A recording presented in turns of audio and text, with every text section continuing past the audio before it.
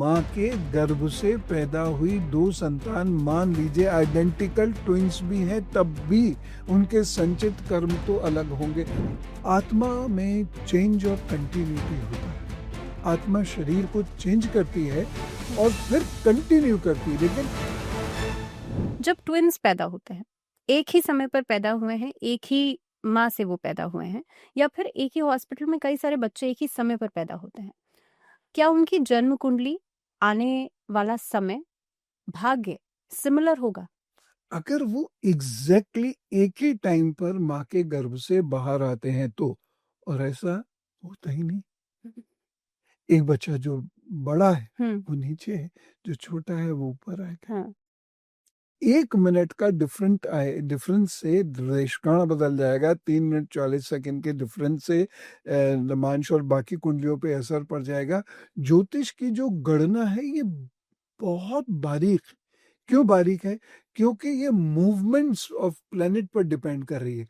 तो कोई भी प्लेनेट हर क्षण जब मूव कर रहा है, हर क्षण चल रहा है, तो उसकी गति जो है वो किलोमीटर्स में भी होगी, तो वहाँ नैनोमीटर्स में भी होगी, माइक्रोमीटर्स में भी होगी।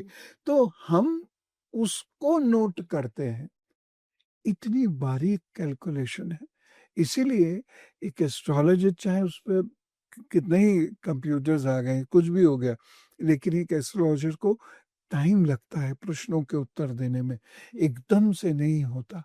तो एग्जैक्टली आइडेंटिकल ट्विंस नहीं होंगे। पहली चीज, अगर होते भी हैं तो उनके जो बॉडी ट्रेट्स होंगे, जो उनके मूड ट्रेट्स होंगे, वो सेम होंगे। दूसरी चीज जो बहुत इंपॉर्टेंट है, कोई बिलीव करेगा, कोई इसको नहीं करेगा, आत्मा में चेंज और कंटिन्यूटी होता है।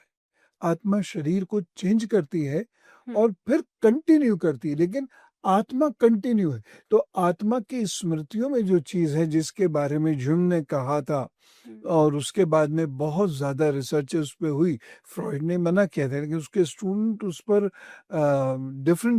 डिफरेंस रखते हैं ओपिनियन में।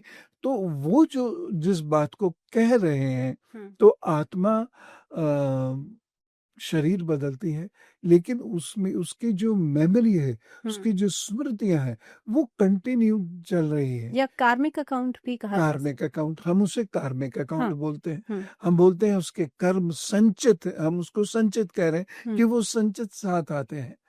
अब ये सारी चीजें जब आ रही हैं, तो इसके बेसिस पर हम कैलकुलेट करते हैं, और ये सबके अलग अलग हैं।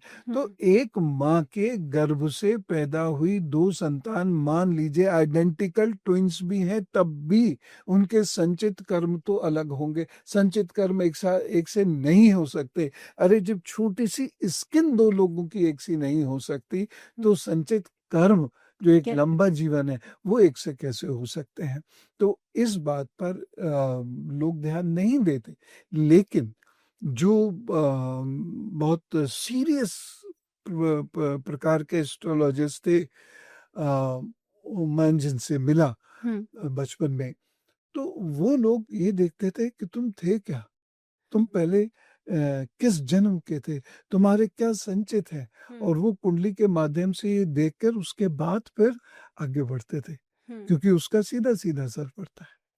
मुझे लगता है दैट्स रियली फैंटास्टिक, क्योंकि ये समझना, शायद इस पर रिसर्च भी हुई थी और ये पाया गया था कि एक ही समय पर एक ही हॉस्पिटल में कई सारे बच्चे पैदा हुए, और बाद में ये पाया कि उनका जो फ्यूचर था वो अलग अलग जगह पे प्लेस थी, उनकी डेस्टिनी अलग अलग हुई। But this is the actual explanation कि ज्योतिष में तो ये है ही नहीं कि एक समय पर पैदा हुए बच्चे जो है उनका फ्यूचर एक जैसा होगा।